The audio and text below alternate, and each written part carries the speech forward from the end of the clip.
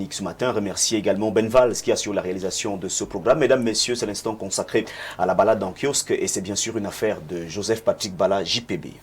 Eh bien, on va commencer par le journal Maison. On parle de la météo. D'ailleurs, les deux journaux Maison sont en kiosque ce jour. Le tri-hebdo d'informations, d'enquêtes, d'analyse et surtout de reportages consacre sa grande une ce matin à l'actualité concernant justement la commune d'Obala. Il faut dire que le journal de Dieudonné Mveng, dans sa parution de ce mardi, nous fait savoir que Francis Gaël Touna est un sérieux candidat au poste de maire pour remplacer Simon-Pierre Ediba, décédé, vous le savez, c'était le 16 octobre dernier.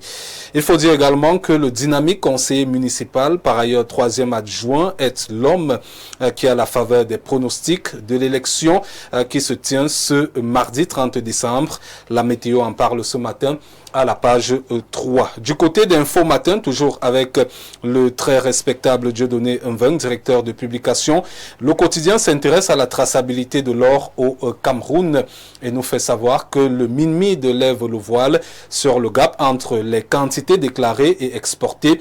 Ceci à travers un communiqué rendu public ce 29 décembre. Le ministre par intérim des Mines, de l'Industrie et du Développement technologique précise que son département ministériel est chargé de la mise en œuvre de la politique minière, tandis que la Sonamine s'occupe de la production, mais également de la commercialisation. On va souligner que le professeur Focalistius Gentry indique également, entre autres, que les écarts observés découlent des difficultés de contrôle lors de la sortie du territoire due à la porosité des frontières terrestres utilisées par les exploitants. Information contenue ce matin à la page 3 de ce journal. Aman Mana nous plonge également au cœur de cette actualité et titre en grande une dans les colonnes du journal Le Jour que le miné donne des explications. L'info à chaud traite également cette actualité ce matin et nous fait savoir que la société civile trouve curieux les explications du ministre par intérim des Mines, de l'Industrie et du Développement technologique. À la page 8, le journal de Magellan Kams nous fait savoir que la famille d'Anissé Kané, président du Manidem, décédé récemment en détention, demande la restitution du corps pour l'organisation de ses obsèques. Du miel en information ce matin avec le journal de Lorraine et Kouémé qui nous indique qu'à quelques heures du discours de fin d'année du chef de l'État prévu ce 31 décembre, une certitude semble s'imposer dans le paysage politique camerounais. L'année 2026 s'ouvrira, sauf surprise, avec le même gouvernement. Grand angle d'Ambroise Awonon nous conduit vers les municipales à Evodoula et nous renseigne ce 30 décembre que Jean-Marie Ngakoumda, toujours membre du RDPC, veut briguer la mairie d'Evodoula après un long détour politique hors de sa base d'origine. Une candidature d'après ce journal Grand Angle qui alimente les soupçons d'un retour motivé par la quête d'un mandat que par un projet communal structurant. Intéressons-nous à présent au sport avec le témoin de Francis Bonga qui parle de la renaissance des Lions indomptables. Ceci après des mois de doute, de tâtonnements et de débats passionnés. Le retour à un souffle nouveau à l'approche de la troisième sortie des hommes de David Pagou ce 31 décembre à 20h contre le Mozambique, troisième du groupe F avec 3 points. Les Lions indomptables qui affichent désormais un visage séduisant à travers un bloc compact, un engagement collectif et une identité de jeu plus lisible ont déjà obtenu leur ticket pour les 8e de finale avant le dernier match de poule prévu demain. Terminons avec Telegram News de Dimitri Yamba qui nous fait savoir ce matin qu'après les dénonciations d'une vingtaine de clubs sur les manquements ayant émaillé le processus électoral qui a porté à la tête de la Fédération camerounaise de rugby, le bâtonnier Patrice Monté, Rugby Afrique vient de saisir le ministre des Sports et de l'Éducation physique pour invalider cette élection. D'ailleurs, un comité provisoire de gestion pour une durée de 3 à 6 mois est annoncé, information contenue à la page 3 de ce journal. C'est avec ce journal Telegram que nous refermons cette deuxième partie consacrée à la revue de presse TVB.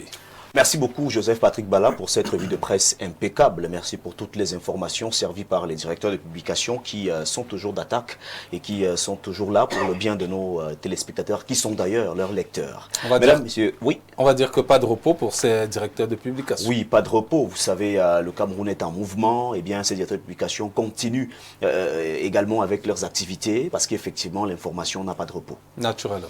Eh bien, nous continuons donc avec cette belle émission. Vous avez suivi, chers panélistes, avec beaucoup d'attention, la revue de presse telle que présentée par Joseph Patrick Bala. Et une information retient notre attention ce matin. Hier, sur ce plateau, on en parlait déjà. Ce matin, nous revenons donc avec les clarifications du ministre par intérim des Mines, de l'Industrie et du Développement technologique, professeur Focalistus Gentry, le journal Info Matin, qui présente bien sûr cette information ce jour. Le journal Maison titre en une, traçabilité de l'or au Cameroun. Le MINMID lève le voile sur le gap entre les quantités déclarées et exportées. Il faut dire que des dispositions prises pour résoudre la situation sont également annoncées dans ce communiqué radio-presse rendu public par le ministre par intérim des Mines, de l'Industrie et du Développement technologique. Ce communiqué que nous avons en image ce matin, il ressort d'ailleurs dans ce communiqué que bien sûr le membre du gouvernement explique que ces écarts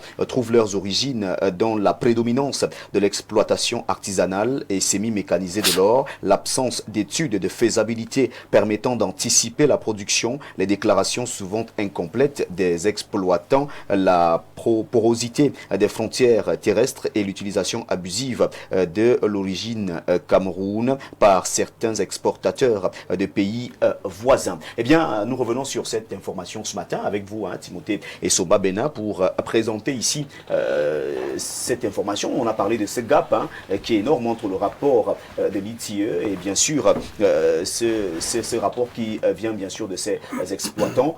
C'est énorme. Le ministre fait bien de revenir donner des clarifications là-dessus parce qu'effectivement, ça va dans tous les sens. Il faut bien comprendre l'enjeu, il faut bien comprendre la préoccupation, il faut bien comprendre le problème, ce qui a pu causer ce méli-mélo qu'on observe depuis un certain temps sur les chiffres.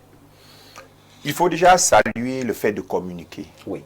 Parce que l'absence de communication fait partie des éléments qui tendent souvent à ternir le travail gouvernemental. Oui. Les populations ont besoin de savoir. Voyez-vous, dit-on souvent, lorsque vous ne communiquez pas sur ce que vous faites, les autres vont communiquer sur ce que vous ne faites pas. Exact. Et dans le cas précis, c'est exactement ce qui s'est passé.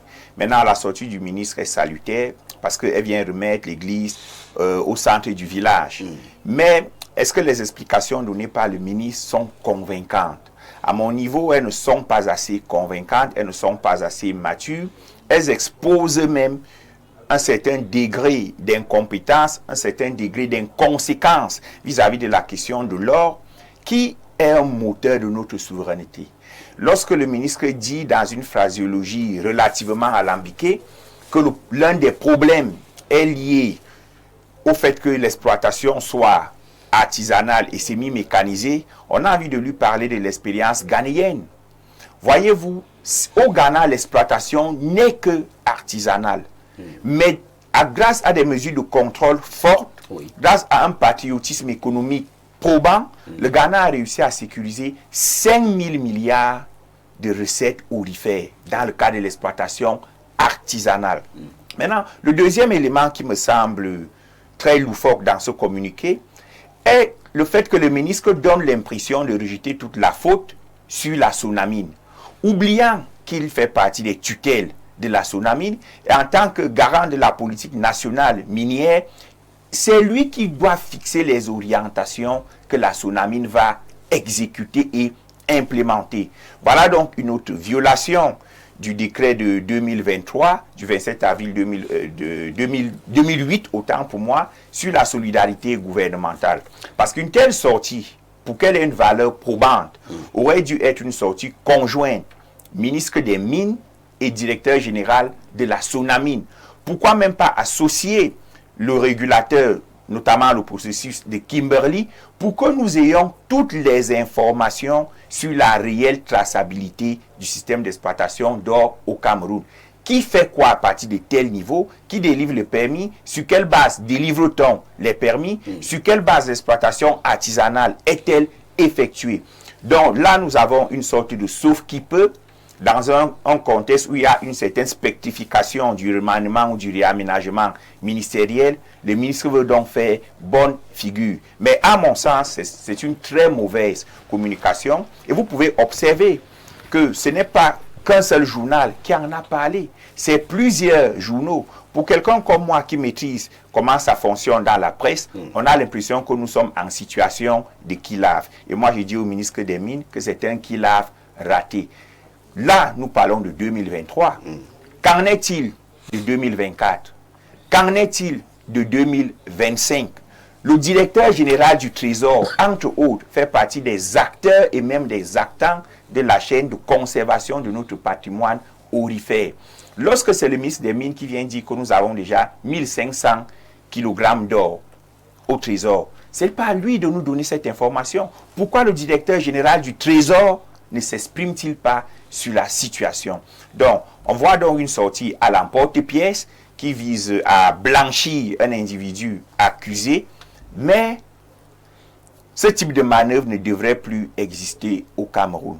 Timothée Sambwa-Bena, il faut déjà revenir sur les dispositions prises par le ministre par intérim des Mines, professeur Foucalistus Gentry, pour apporter une certaine traçabilité dans le secteur, pour apporter une certaine gestion claire dans le secteur, bien sûr, de la gestion des mines au Cameroun. Il faut donc noter ce matin que le ministre, dans cette sortie, revient donner des clarifications, parce qu'il était important d'ailleurs de donner ces clarifications-là, parce qu'il était important de remettre l'église au centre du village pour permettre bien sûr aux uns et aux autres d'avoir la bonne information, l'information exacte sur les difficultés rencontrées d'ailleurs sur le terrain, sur bien sûr les dispositions prises par le gouvernement pour accompagner le secteur, pour donner une certaine vitalité, une nouvelle dynamique dans le secteur. Il faut donc, on ne peut donc pas battre en brèche du revers de la main ces efforts déployés par le ministre par intérim des Mines, de l'Industrie et du Développement technologique